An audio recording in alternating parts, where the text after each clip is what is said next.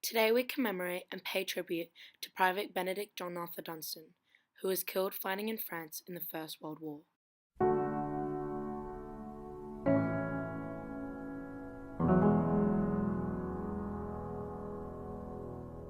It's hard to imagine it, the death, the dirt, the agony.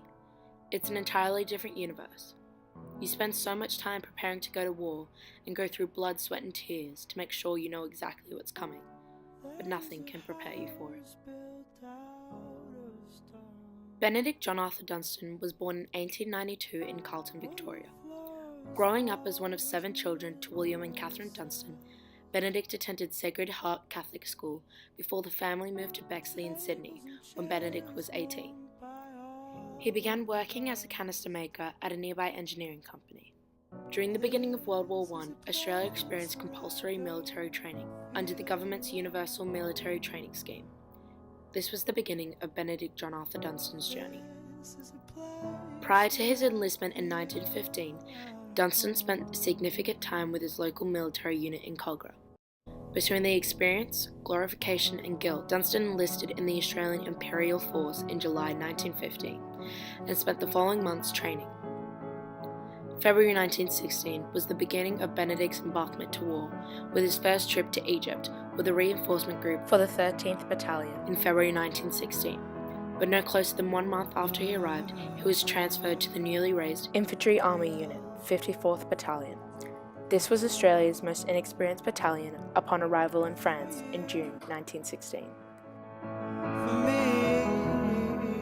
During his time in Alexandria, Egypt, Benedict Dunstan underwent an injury that was later reinforced by admitting to 15th Field Ambulance on the 6th of April 1916, only 2 weeks prior to Fromelles. He was later discharged to unit for duty, only 4 days after.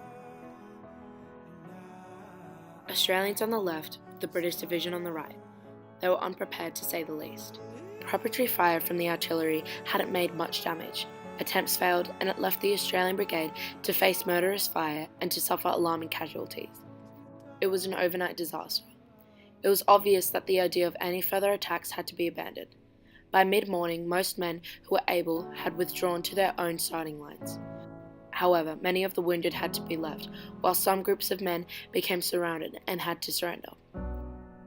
Having driven the attacking forces back, the Germans reoccupied and redeveloped their trenches, which were surrounded by the dead from the fighting. Many of the British and Australians killed in the battle were later buried by the enemy, where the bodies lay, unable to be reached for the next century. Fromelles is recognised as the deadliest 24 hours in Australian military history.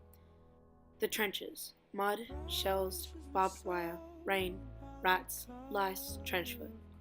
These iconic images of the First World War are too horrific to even imagine. This is what Benedict had to endure. Soldiers dug makeshift trenches to aid in protecting themselves from the horrors of war. Devastatingly, in most cases, this did not work. Whilst the land was manageable in dry heat, when it was wet, the mud was slippery, the bullets flying, and the bodies were carelessly stacked.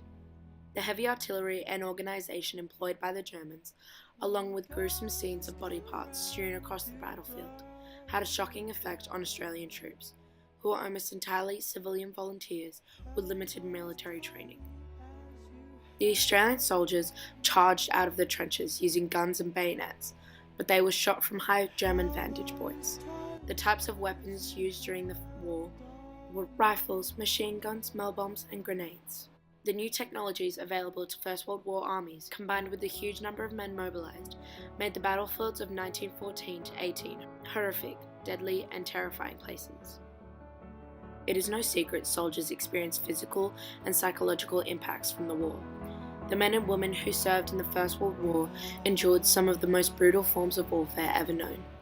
Millions were sent to fight away from home for months, even years at a time, and underwent a series of terrible physical and emotional experiences. They left behind lovers, kids, parents, and a niece.